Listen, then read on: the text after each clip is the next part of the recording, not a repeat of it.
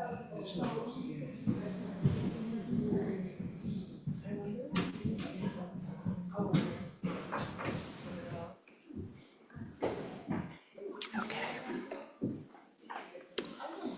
we're live on the internet. Oops.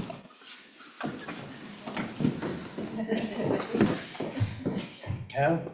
All right, welcome everyone to the launch of Dear Enheduanna by Enheduanna.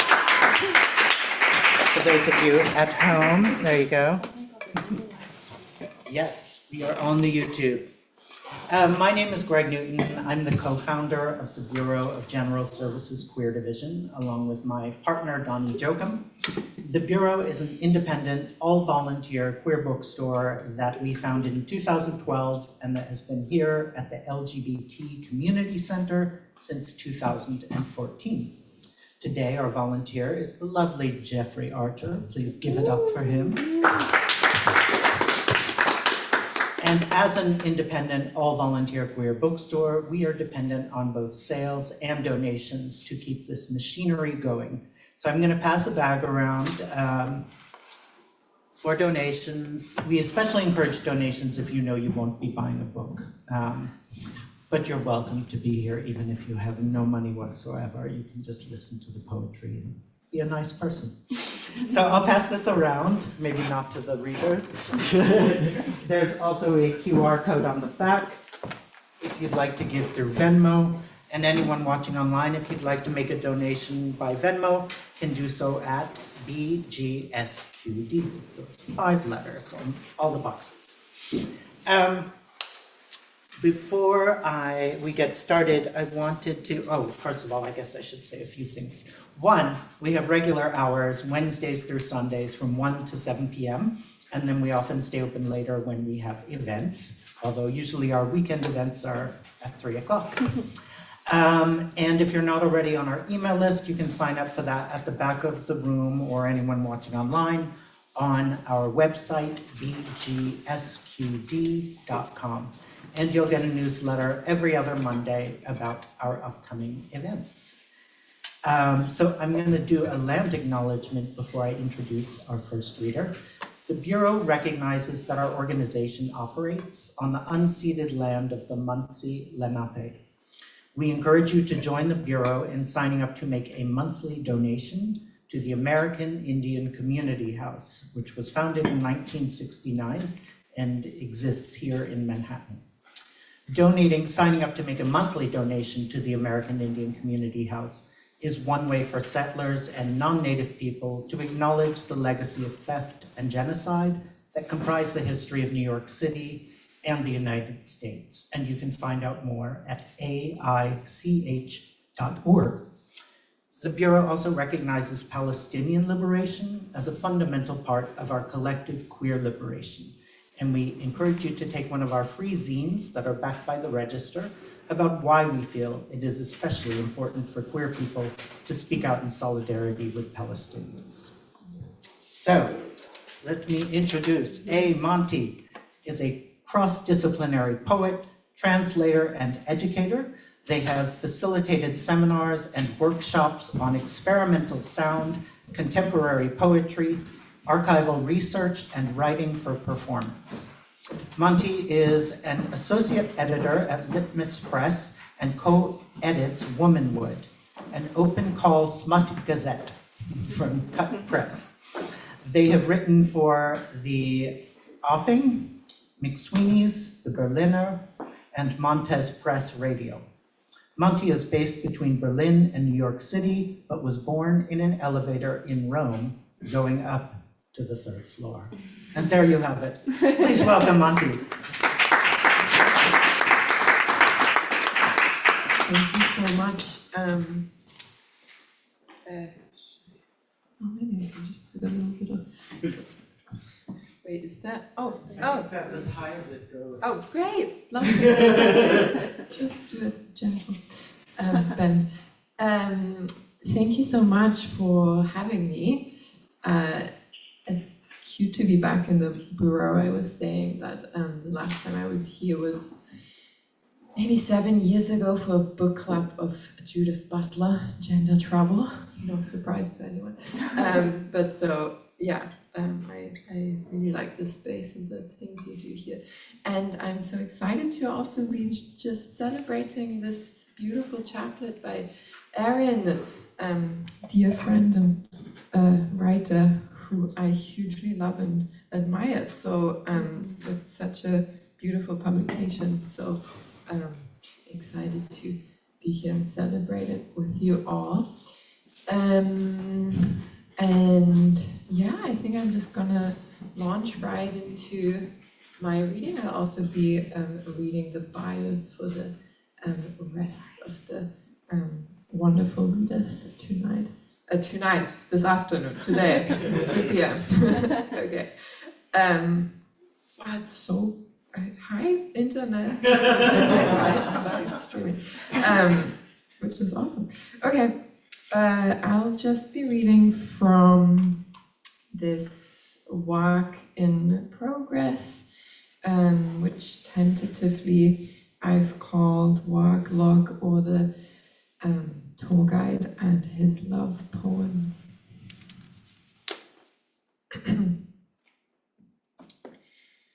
Not all galaxies are spiraled like ours. Many galaxies move in perfect circles with no reaching arm, just one unbroken embrace and no little pockets of air between the fingers as they thread. Friday. Go see Lara at the archives, Alltagskämpfe, die zur Geschichtserzählung werden, and the little anthropologist and the centipede greet me on the lawn, wake up next day, 7 hours with the Americans. I'm shouting, communist revolutionary, but another small dog upstages me. We pause for coffee at the wall. I eat my protein bar in the toilet next to you. 10 minutes up again, second tour with Danish teenagers. I say, any more questions before we start? And one of them raises a hand.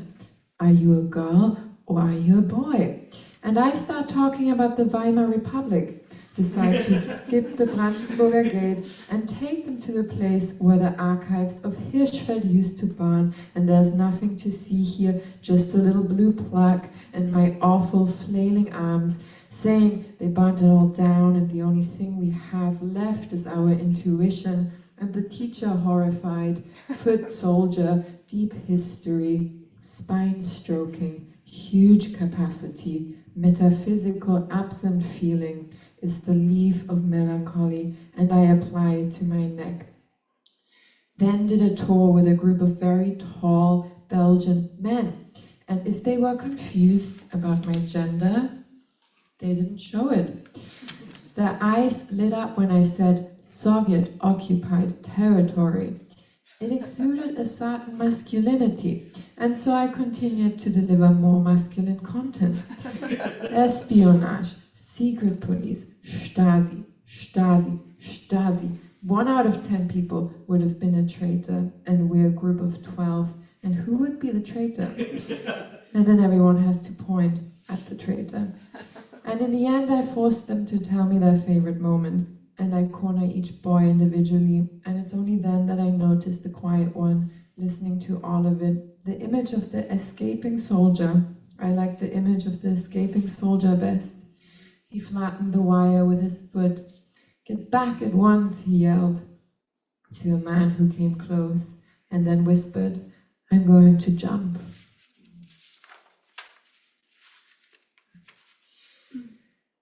Merleau-Ponty says that moments of disorientation involve not only the intellectual experience of disorder, but the vital experience of giddiness and the nausea, which is the awareness of our contingency and the horror with which it fills us.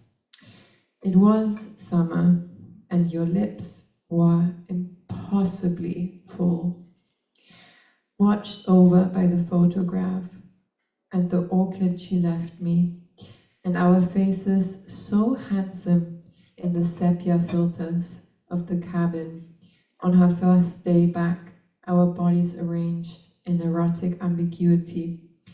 And I have these images of Tommy from the archive that Lara gave me. And she's so good looking.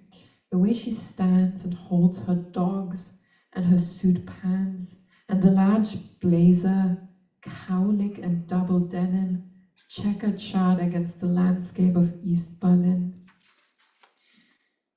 I sort of came into the business of dogs by mere coincidence, but this is how most of my life has gone.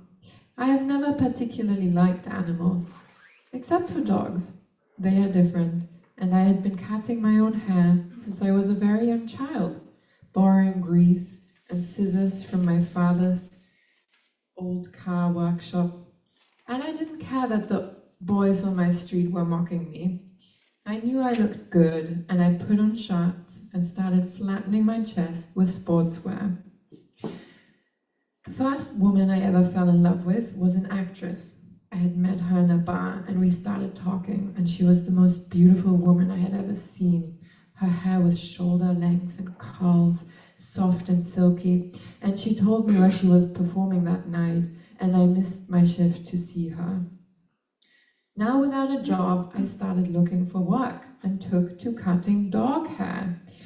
And me and the actress, we had a brief affair, but one night she stood me up, leaving arm in arm with one of the boys from the theater.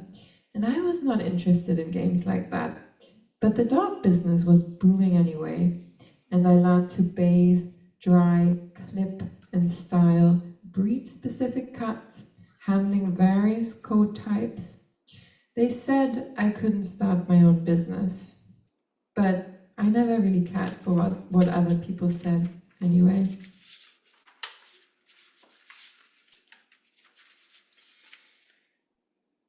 Lara looks down from the ladder. You cannot touch the guitar. I put on my white glove. It's spring, and despite my better judgment, I'm Googling organized erotics that night, and there are naked parties, flinter parties, COVID-safe parties, costume parties, fisting parties, baby bear parties, all happening that night. Choose the one where you are guaranteed to know no one. And in the morning, I take the train to the funeral, and the sun is shining bright, and someone is holding a flower in an empty peanut butter jar. We are late and rushed to the parish. And when someone is dead, it's really not like a breakup, which I always thought it was. And I used to say this to my friends who were going through breakups. I said, it's like dying, that's why it's so hard. But I really wish I could take this back. It's really not like dying at all. Now what I would say is, it was summer and your lips were impossibly full.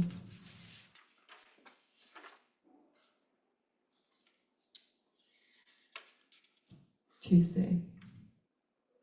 Sometimes when people connect, either in spirit or through their bodies, something breaks, and it's like a fissure through which they can glimpse at another layer of time. Long before you were born, I liked to make love while listening to the radio, she says, and her hands rim the glass, who no longer live in this neighborhood. And Samira was talking about it this morning when someone asked her, but how did you do it? When the meeting started to pick up speed and everything seemed to happen all at once, how did you do it? Did you just stop going to work? And Samira said, no, actually, we just did it all. We met in someone's apartment and talked all night about the world we wanted, and then we went to work the next morning. I would wake up at 5 a.m. to drive to my workplace. I was a scientist at the time, at the Institute for Forestry, and I worked 10 hours, and then I would come back in the evening and meet the others and continue talking about a new society. And this is how we did it. And of course I was much younger, but I can tell you, I'm so much more tired now. We didn't have things like advertisements, media. And the media we had back then, it was so terribly boring. So after the fall, things changed. And it's so tiring having to consume so much information all the time. I'm much more tired these days. Yes, I'm very tired. None of our worries are what they seem. We continue walking, and the cobblestones are oily from the sun and the many-souled years. The wood-paneled libraries that turned into the French-Mexican fusion restaurant. The attic room with its dripping old eyes mumbles above our heads as we walk. I began collecting the books and the leaflets and the pamphlets because I thought we shouldn't forget our own stories. I thought that someday there would be women who would want to know. And I had so much space in my apartment, if you'll believe it. Actually, it was right here. I built those windows. It was 70 square meters and I paid 50 shillings. And all the groups and all the mothers who met and wrote and never thought anything of it, I collected everything if they let me. A blue house, a privately owned house, a collectively owned house, a co-op. Soon the trees will shed their leaves again. There's too much to catch up on. A priest who went onto the town square in the old city, and he set himself on fire. Sidewalk made of yellow grass, struggling. The public desire for these photographs is hard to gauge. I had to sell it. There was no space. The socialist mosaics covering the center, and Uwe watching the gentle rain, the defunct bar, the stubborn thought, so bad you can't hold it in anymore. The loose ghost, the permeable surface, the flipped tables, your inexplicable love, the songs on the radio, the bakery on my way to the station, with its terrible cheese sandwiches. The complex operation, the language of angels, which existed before the words for these places. It took place over 2 nights. It took place over my time on this earth. Thank you.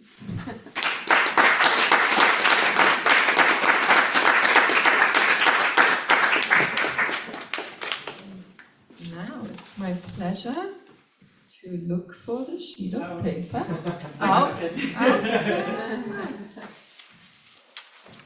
Thank you so much. Yes, it's great. So my pleasure also to now next up introduce none other than Tess Brown Lavoie, who is the author of Light Year, winner of the Fence Modern Poet Series. Brown Lavoie co-founded Sidewalk Ends Farm in 2011 and was recently the Anne Waldman Fellow at Naropa University. Brown Lavoie teaches writing to architecture students at Pratt. Give them a warm welcome.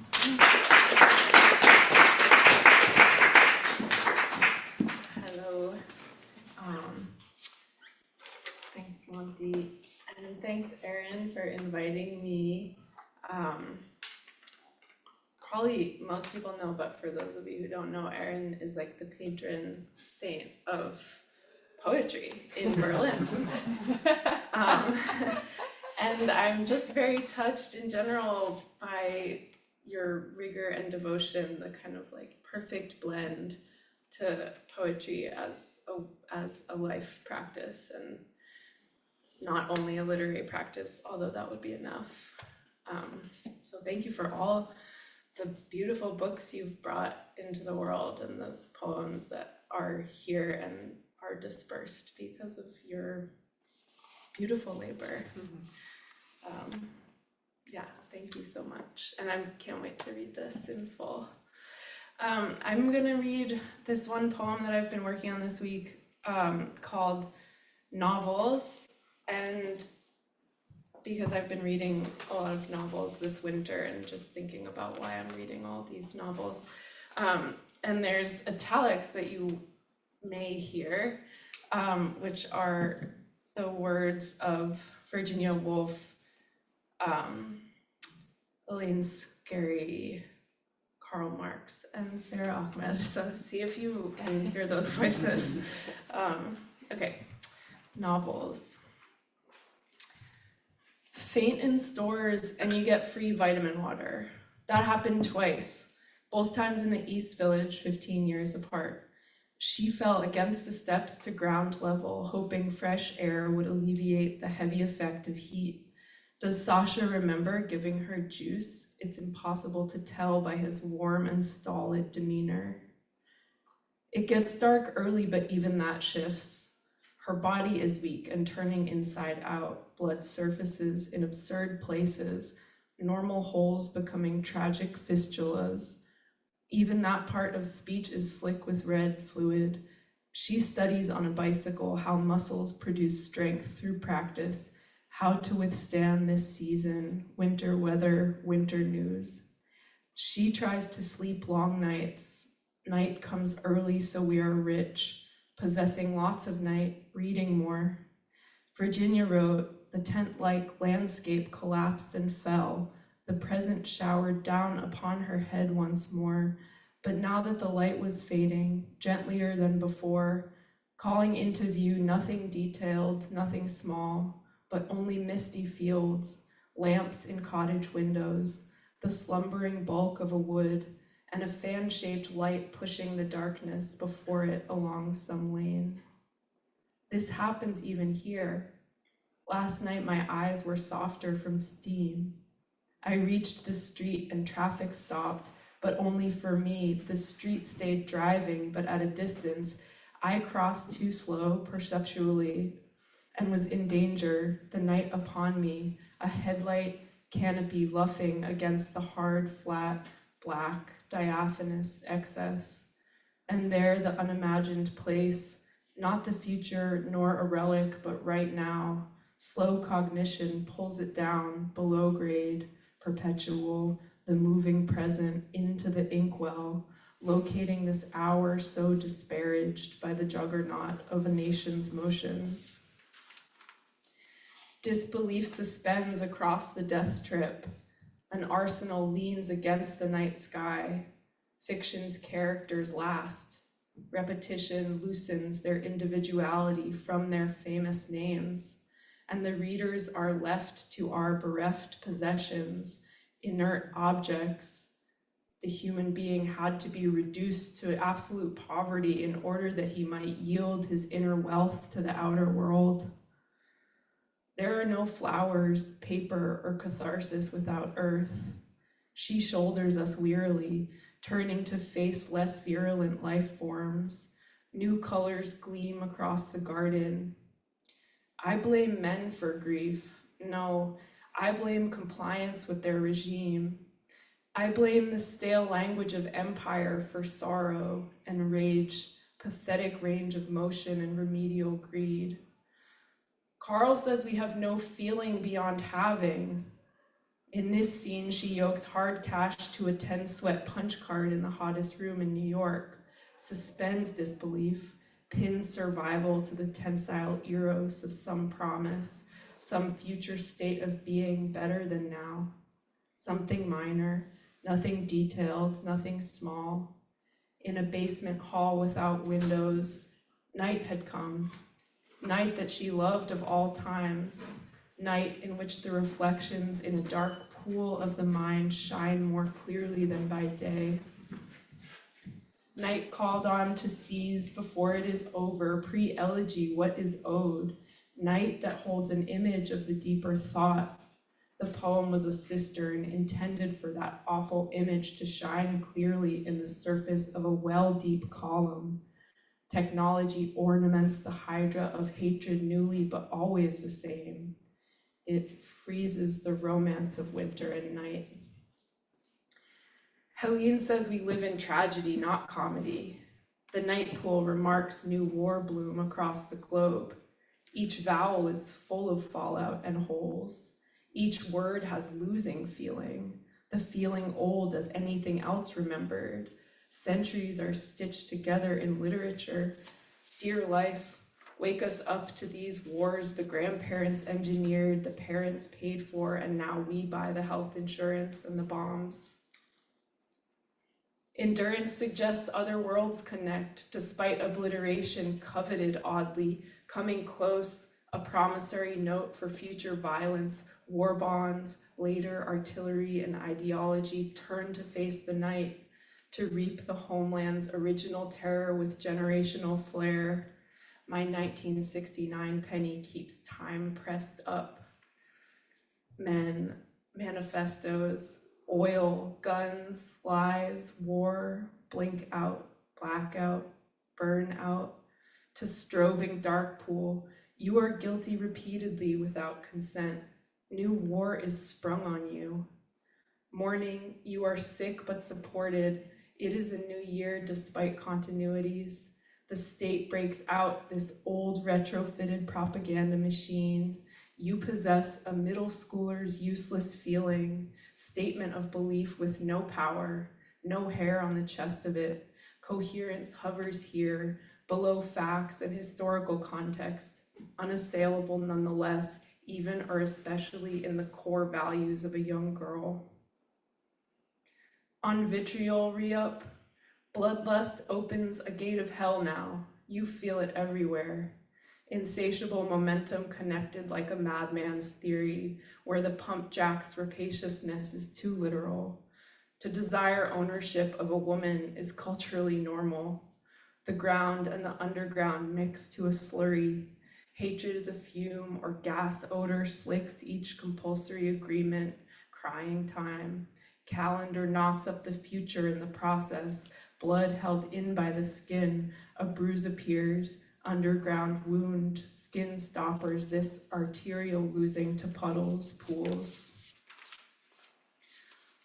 A muscle man's concept of himself is printed on his plastic water bottle, outline of a man with the same physique. His text reads, Big Boy Club. He gulps water naked in the sauna, speaking like a Chad on man stuff, how to perform as such, as a synecdoche for broader crisis in the empire and its crown jewel. I'm sweaty. Artifice separates from the bulk like a mirage, like the facts are winnowed out from every description of things.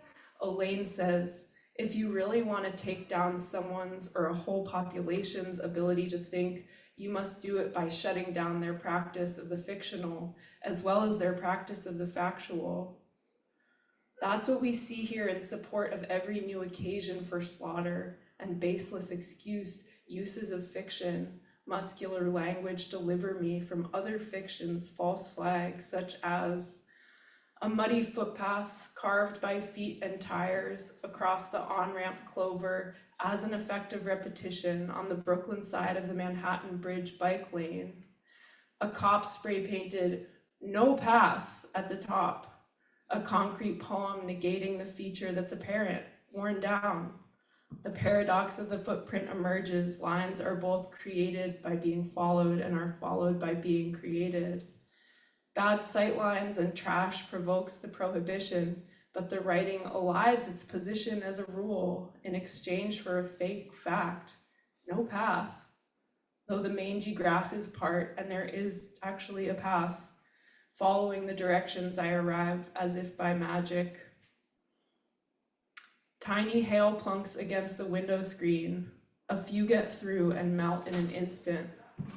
It is not necessary to faint now in order to look deep into the darkness where things shape themselves and to see in the pool of the mind, now Shakespeare, now a girl in Russian trousers, now a toy boat on the Serpentine, and then the Atlantic itself, where it storms up in great waves past Cape Horn.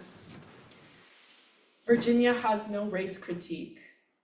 Here, a deep well plumbs the earth stabbingly, with gentle senses and inquiring mind, darkens to the nightshade, where an open locker hinges to show collateral fictions.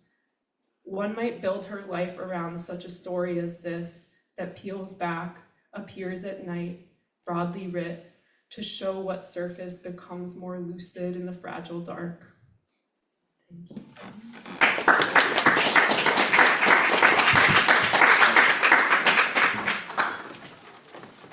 Thank you, Tess.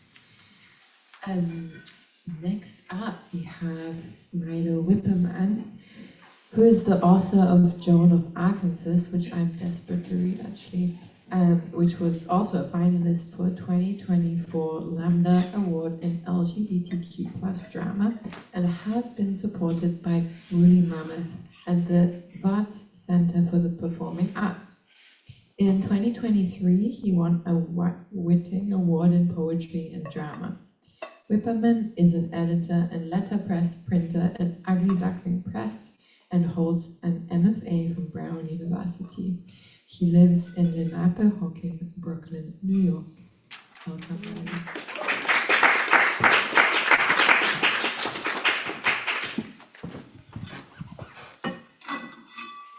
Extremely nice. Thank you so much, and yeah, thank you for the beautiful readings, and Erin, I'm so excited to hear you read. It's been a pleasure with Carrie in the back to make your books, and I'm so excited to hear it out loud. Yeah, thank you. I'm going to read a section from a novel. I normally don't write this, but this is what I've been working on, and tried to choose a section that doesn't need so much context.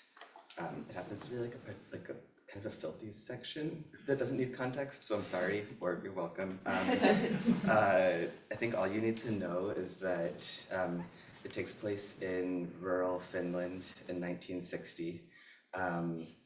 The main character, who's based off of my grandfather, in a war with Russia, froze off one of his testicles, and had to take tea for the rest of his life. And the rest of it is fiction, but that part is true. Okay. When Tuulikki took the kids over to the Koskinens for a visit, I set out my supplies on the kitchen table. I didn't need to travel all the way to the doctor for my shots anymore. I could do them at home. I fainted the first time I did it. Skinny little needle in my thigh.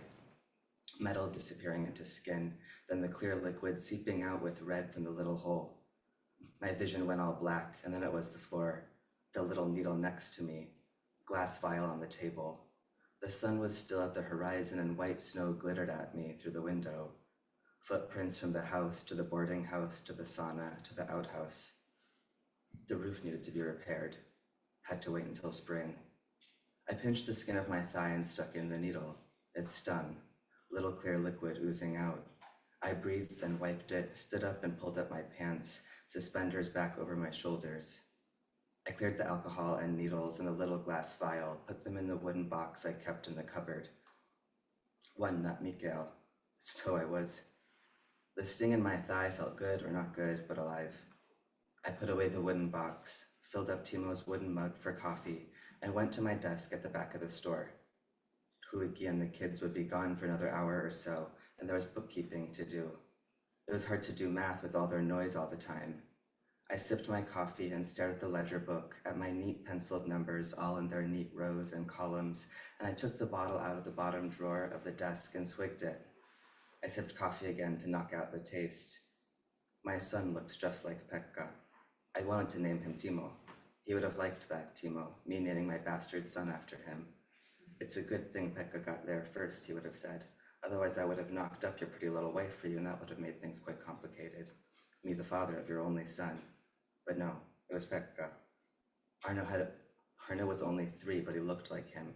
Brown hair and thick features. He'd probably be tall as a house, too. When Saima Koskinen handed me the swaddle, we didn't know what he'd look like, all smushed and red. I was just so happy to have a little son. But then Tuulikki said, I'd like to name him after my father. And I said, okay. I always said okay. I didn't say, let's name him Timo. Let's name him after the friend I killed. It was like I betrayed him all over again. Timo, the flash of my sweater in the snow. I sipped from the kuksa, felt the weight of his drunken head on my shoulder as he hugged me Christmas Eve. His soft blonde hair.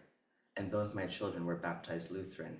There was only one, that was the only nearby church, and being Orthodox wasn't a good look anyway, so many having fought and died against the Russians, but now I had 2 Lutheran children, and they didn't know what the icon in the corner was for. At least Timo was Lutheran. He was their real father. I stood from my desk and bumped my thigh as I turned, and the sting howled where I stuck myself with the little needle. So silly how such a little prick could hurt. The liquid gathered under my skin, a hard bump for a couple hours until it spread out into the rest of my body, and already tonight I would feel more energy, become more of a man. I'd get hard at the sight of my wife in the sauna, and would sit at the top bench in the corner and stare as she washed our daughter's hair with the warm water heated by the sauna stove, the soapy suds foaming and falling between the slats of the wood and onto the sauna's concrete floor. Arno would sit on the lower bench where it was cooler, and every so often he would turn his brown-haired head around to look at me. All four of us would emerge pink and clean and scrubbed, and I'd throw Tarja, shrieking with glee, into the snow, and we'd run around, disturbing the neat paths, making naked snow angels, and hooting with the burn of the cold, Tuliki scolding us, saying what would the neighbors think seeing us naked like that, our clean pink bodies steaming in the winter night, Tarja laughing and laughing. Arno quiet and holding his mother's hand on the threshold, his little steaming body wrapped in a towel. And after, when Arno and Tarja were in bed, Tarja in her little room and Arno in the nook by the stairs behind the curtain, I'd find Tuliki behind the blankets and she'd quiver, and she would not get pregnant. Even with the clear liquid in my thigh, she would not get pregnant, nor would she again. Last year I closed the boarding house. Logging had cleared all the forest there were to clear in Kainuu, and now it was done, for several decades. Until the trees grew back, it was finished. And maybe when Arno was all grown, he could reopen the boarding house. He wouldn't reopen the boarding house. Arno, like Pekka, would leave this village. And now we had only the store. But people in the village bought plenty from us, and I thought maybe I would open a second store in Puolanka, and either way, Pekka would never sleep under one of my roofs again. We had a family now. We got what we needed. The bell jangled. A burst of cold ran in from the dirt road, up the path, and right into the shop. Maria Ahonen from the farm down the hill. She carried no baby today. It must be home with Maria's mother or one of the older children. Maria, good day. Hey, Miguel. Her eyes landed everywhere in the shop except me, and as she unbuttoned her coat, I saw that she was wearing her good dress, the one she wore to church or to dances in the town hall. I swirled the coffee in my wooden cup. Why would she come into the shop wearing her good gray and purple dress? I wondered how much longer Tuliki and the kids would be at the Koskinens. What would Tuliki think Maria coming here in her good dress? Maybe nothing. Maybe she'd think nothing at all. Maria looked better when she wasn't pregnant. She looked nice without a child in tow, prouder, more upright without a baby in her arms, even though right then she looked like a spooked deer coming in from the snow. Hey, Mika, I was wondering if you had any work available. She said, I know if the boarding house closed down, there might not be as much, but the farm didn't do well last year. I imagined having an affair with Maria Ahonen. I took a sip from my cup. I imagined Timo having an affair with Maria Ahonen. Timo would say right now, Maria, you look beautiful today. You look beautiful every day. He would lie like that, Timo, but only nice lies. Let me see what we can do for you. And he'd look at the ledgers, seeing how much a week he could afford to pay some part-time help. She'd watch him eagerly, trying not to, but he'd catch her gaze, like mind control. He'd catch her gaze and hold it like a taut fishing line between them. And when the tension was precisely right, Timo would begin to pull. She'd walk toward him. Tuliki and the kids are visiting the Koskinens, he would say. How nice. And Maria, hooked from the lip and drawn toward Timo, would round the corner of the shop counter. His hands would reach around and cup her ass, a cheek in each palm. She sighs a little sigh, and Timo's handsome face finds her neck, and I can no longer see the look in his eyes. His lips are on her skin. He's perky in his pants, an outline pressing against the fabric, and Maria lets her head fall back as he kisses her neck. She strokes him through the fabric. It was the biggest in the barracks. Everyone knew it. We all teased him. There was no other response if the rest of us were to keep feeling like men. Half-bull, we called him. Timo, how will you ever fit in your wife? But Maria Ahonen has had one in her plenty of times. Timo has found his match. I actually edited, it was way worse before I edited all of it. Timo has found his match, and he lifts her onto the counter. Or no, she wants him in her little mouth. I hadn't noticed how pretty Maria Ahonen's mouth is before. Little cherry lips, yes, that is what she wants. I'd seen Timo's a couple of times. We were just teenagers. Timo in the cot next to me, sleeping before setting traps for the Russians. The summer before the war, we were camping out by the lake, sleeping in the moss, and I looked over in the sunlight that hadn't quit all night. It was late and must have been June, it was so bright, and Timo was sleeping with his giant heart untenting his trousers. I was Maria Ahonen with those cherry lips, lying in the moss by the lake, standing in the shop, the father of my children. Maria Ahonen stood in front of me in her gray and purple dress. I'm sorry, Maria. There's no work tonight.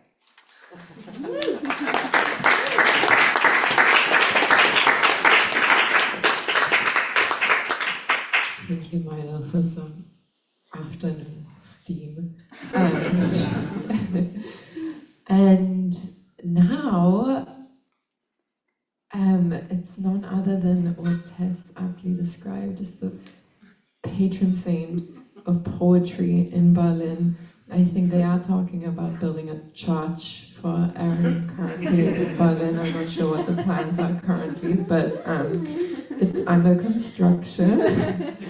And God, Erin, also hearing this piece actually reminds me that, well, I'm completely humble and honored to be a partner of many crimes with you, actually. It's kind of really just, yeah, you really are my Berlin also. And one of the things that we do together is we publish an open call smut gazette, which you can actually buy, I'm pretty sure, right? I saw it in the back by the counter.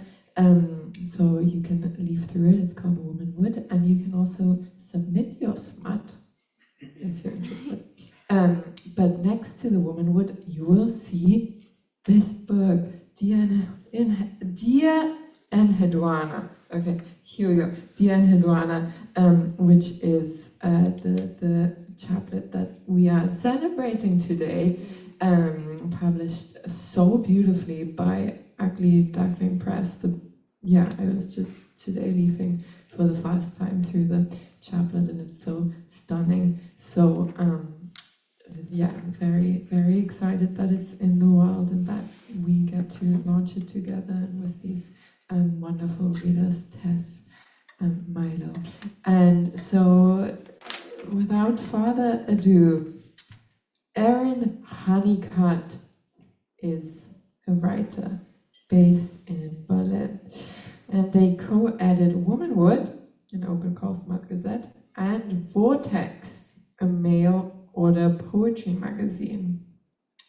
And in 2020, Erin began the publishing project called Cut Press for pamphlets, poetry, and reprints with the archives of Hopscotch Reading Room. Erin is, as we know, the author of Dear Enheduanna, as well as Night School, published by Ma Bibliothek. And I'm so excited to welcome Erin. Yay!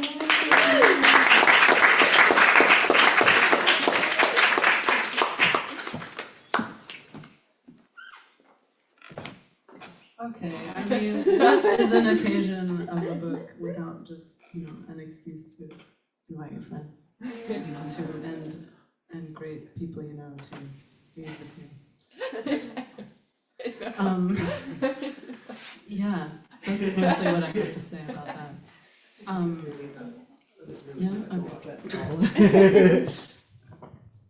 Yeah, that's it. That's it. I never realized. Maybe you can sit. That's all right. Oh. How about that? Look at that. That's great. Thank you, Craig. So thank you very much to the Bureau and Craig for organizing. I mean, this very interwoven affair, it's very fitting to talk about Enheduanna. I mean, yes, Monty and I collaborate. I've published Tess with Cut Press, and Milo has stitched this book. And the editor, Sarah, she's here also. Hello. She was wonderful to walk through this with, and I felt like a total princess. Because I'm not used to that, I guess. Like, you're gonna ask me about this floating W, and oh my god. And I mean, it's all very fitting for this figure of Enheduanna also, because I first heard of her when I was stitching some poetry books up in the studio attic, as I usually do, and my hands are tied. And I was listening to this podcast with this ancient Sumerian translator named Sophus Hell, and he had done a new, some very recent translations of Enheduanna, a priestess from Ur, which is now Iraq, from 5300 BC. And he had given kind of, well, he's a scholar of just the changing notion of authorship. And he had kind of given her poems a little sapphic twist as I interpreted them. And that was kind of that, the rest is history. I just kind of took it from there. And I'm not a Sumerian scholar, but that's okay, because I can just spin and riff. And suddenly I was imagining, did she invent the double-headed dildo? Did she, because she's writing, it's also fascinating because she's the world's first recorded poet. Wow. She's the first one who was speaking out loud and said, "Hey scribe, I want it noted down for history that I wrote that. And my name's Enheduanna," which also just, I just stayed captured in that moment, like what, just hanging out, thinking about her in the temple, talking to Inanna, asking for her favor, offering to be her husband for the night also. And anyway, so yeah, I usually kind of like read this like a stand-up comedian and read my author notes in between. But I'm just gonna dive in and just give you the raw, whatever, yeah. Okay. Dear Enheduanna, finding out by writing Dear Enheduanna before all my questions. Systems crash, overwhelming decay, but assured in knowing what your tools are and are not. Enheduanna research as the construction of literature and community, with all the actors involved, scribe, paper gatherer, spirit to whom you address the text, pencil sharpener, etc. Ethically is a new language, and I'm a slow processor. I address you because I am. I admire how you can just come out with it, even if it's messy and speculative, but very real and hardly digested. I could never do that. I'm crouching, dreary, face to the sun, double hours, double-headed years out. All the euphemisms I have given, you have understood. A chancellor towards understanding, an interlacing coil grabbing itself, thematic.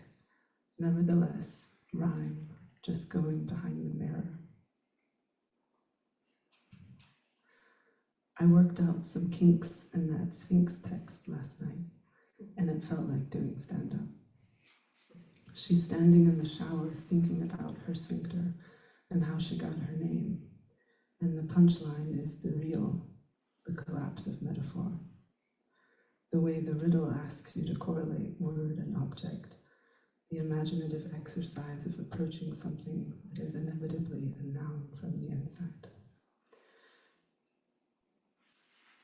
When I first read those passages, it made me go back to this feeling from yesterday in bed, when I could actually feel the tip of the silicone. It doesn't always happen.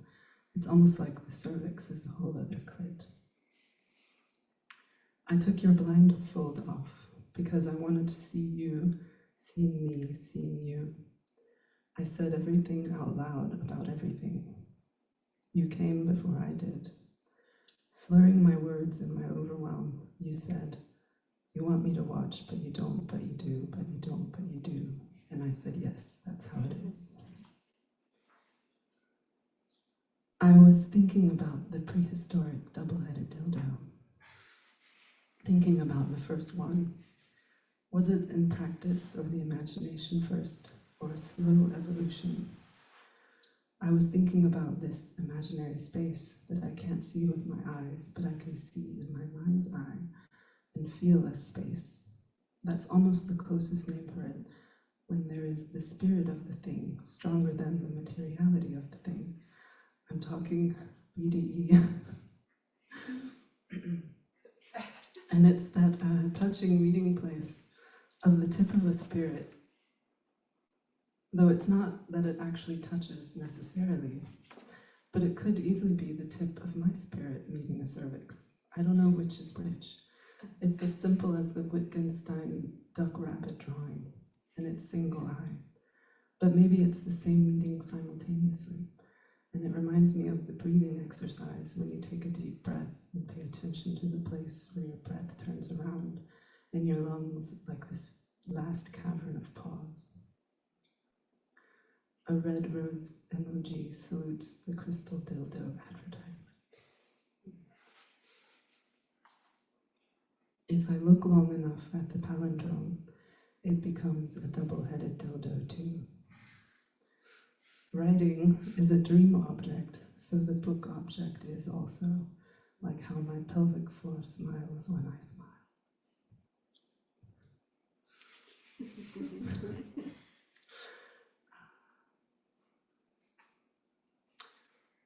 I'm drinking tea with an extremity, Madonnas of all sorts, familiar words, epic cliches.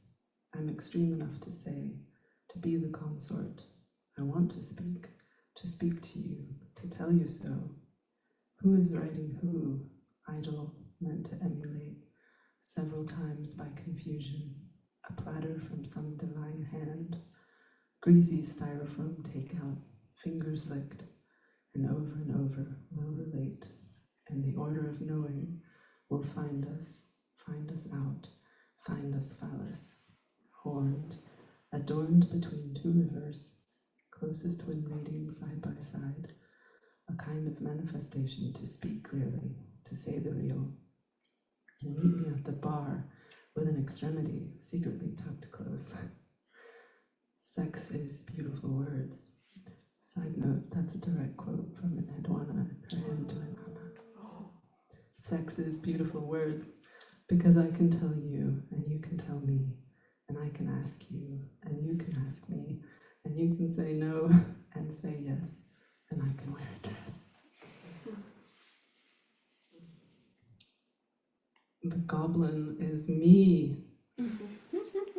It's me showing up at the bar with a strap on under my dress. I wanted to see if you could sense the BDE. A metaphor poured into form. If I can feel it, does it matter? Then I can be one ornamentation in so many words. A sheepskin cover, dyed leather, and cunabbles and diamond strings. I have to run to speak. Let's see.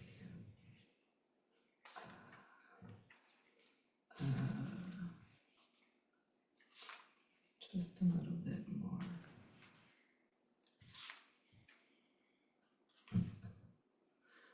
Okay. This is a little bit more towards the end, so you can imagine what happened. Milk teeth, or soft teeth, or a whispered tooth, or a ghost tooth, or an internal gut tooth, as the pivot tooth of dreams, around which one shifts from being the dreamer in the dream, unaware of separation from the dream, into being the narrator, separate from the dream, recounting the dream afterwards. The pivot is a curve around a milk tooth. The milk tooth is cutting the veil of speech. It's actually from a dream I had about how I was like whispering in the dark, and then I saw a mouth in the dark, and then when I just saw that the teeth were like the thing that cut the speech out of nothing, and it felt relevant to Enheduanna because the world's first poet. These are my final words. I'm writing. I'm not writing. I'm writing. What is the sound? How does it sound? Whose voice is whose when we ask the way it sounds? And then it ends with a semicolon. and then there's gloss. It was very fun gloss. And there's a mirror bookmark you can take out, and you can make little palindromes with the words as you read. And that's what I got. I'm thrilled to be here. Thanks, everybody.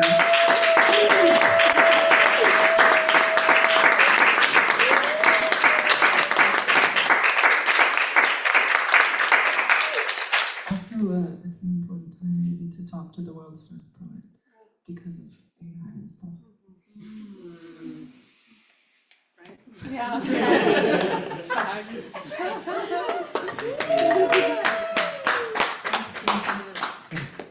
Books are for sale at the back, and I'm sure Erin would be happy to sign.